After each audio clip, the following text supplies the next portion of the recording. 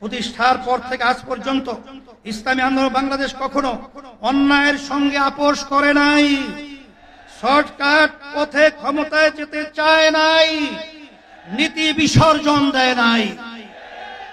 সবকিছুর ঊর্ধ্বে আমরা ইসলাম, দেশ ও জনগণের স্বার্থকে প্রাধান্য দিয়েছি। আগামীতেও আমরা প্রত্যাশাকে পূরণ করতে চাই। আজকে মঞ্চে যারা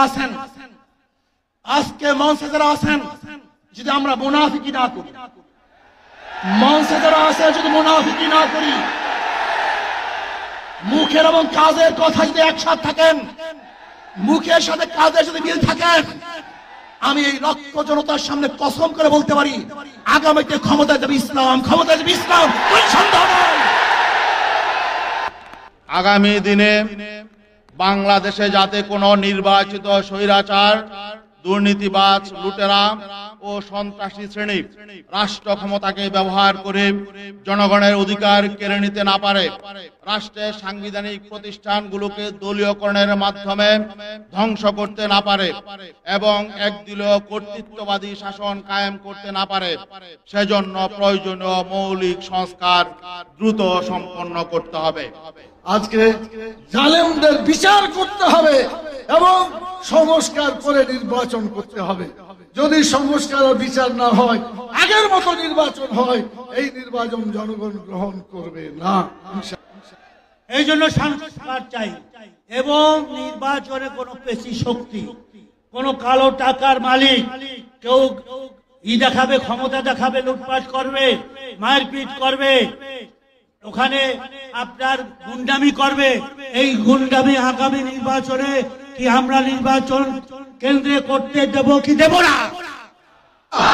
বিজয় হবে হাত পাখা। ইতিপূর্বে 54 বছরে যেই পদ্ধতিতে নির্বাচন হয়েছে, আপনারা এই কয়েকদিন আগে হাবিবুল আউয়ালের অভিশপ্ত হাবিবুল আউয়াল যে সিওসি বক্তব্য রেখেছে যে এই পদ্ধতিতে 1000 বছর নির্বাচন হলেও সুষ্ঠু নির্বাচন হবে না। সংস্কারের দ্বারাই কি উপকার, না করার দ্বারাই কি ক্ষতি, আমি বর্তমান বাংলাদেশের 5টি বিভাগ সম্পর্কে একটি উদাহরণ পেশ করছি। কিন্তু আপনার এই ভূমিকায় প্রশ্ন তৈরি হয়েছে, আগামী 8-10 মাস পরে যদি নির্বাচন হয় আপনি সোজা থাকবেন কিনা?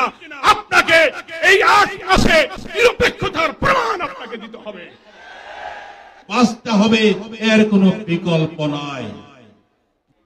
দীর্ঘ সময় ধরে বাংলাদেশ যে মুজিববাদী সংবিধান দিয়ে পরিচালিত হয়েছে, সেই মুজিববাদী সংবিধান বাংলাদেশে আর চলতে পারে না। আনুপাতিক হারে নির্বাচন হলে সমস্যাটা কি? কোন সমস্যা নাই। প্রধানমন্ত্রীর মেয়াদ 10 বছরের বেশি না থাকলে সমস্যা কি? আমরা অত্যন্ত যৌক্তিকভাবে এই কথাগুলো দফায় দফায় আলোচনায় তুলে ধরছি। যেটা পরিষ্কার, সংবিধান এই সংস্কার জাতীয় ঐক্যমত্য কমিশন কেন জানি 2-1টি দলের প্রতি পক্ষপাতমূলক আচরণ করছে। পীর সাহেব কর্মনায় যে সিদ্ধান্ত দিয়েছে যে পিআর সিস্টেমে যদি ভোট হয়, হিন্দু সম্প্রদায় ভোট কেন্দ্রে যাবে না যাবে। 3টা জিনিসকে সামনে নিয়ে সংস্কার, বিচার, পিআর, আসলে আমরা এই সমস্ত ওয়ার্ডের বিশ্লেষণ প্রয়োজন। সভাপতি এবং আজকে স্টেজে উপস্থিত আছেন বিভিন্ন রাজনৈতিক দলের জাতীয় নেতৃবৃন্দ, আজকে সকল মানুষ, সারা দেশের মানুষ আজকে পিয়ারের পক্ষে জেগে উঠেছে। এই অভ্যুত্থানে আপনারা যখন ঢাকার গুরুত্বপূর্ণ পয়েন্টগুলো থেকে শুরু করে দেশের বিভিন্ন রণক্ষেত্রে অংশগ্রহণ করেছেন, আপনাদেরকে পাঞ্জাবি পায়জামা টুপি দেখে টার্গেট কিলিং করা হয়েছে। আমরা 2013 সালে শাপলা চত্বরে আমাদের রক্ত বিলীন করে শত শত মানুষ জীবন দিয়েছি। 2011-তে ফেসিবাদী হাসিনা সরকার আল্লাহর উপর পূর্ণ আস্থা বিশ্বাস তুলে দিয়েছে। আমরা দাবি করেছি, সংস্কার কমিশনের সঙ্গে বৈঠকে দাবি করেছি। আজকে এই জনতার মঞ্চ থেকে আমি দাবি করতে চাই, আল্লাহর উপর পূর্ণ আস্থা বিশ্বাস পুনর্বহাল করতে হবে। বিজয় হবে হাত পাখা। বৃষ্টি কি আমাদেরকে কাবু করে দিল নাকি? সংগ্রামী বন্ধুগণ, এ পর্যায়ে আপনাদের সামনে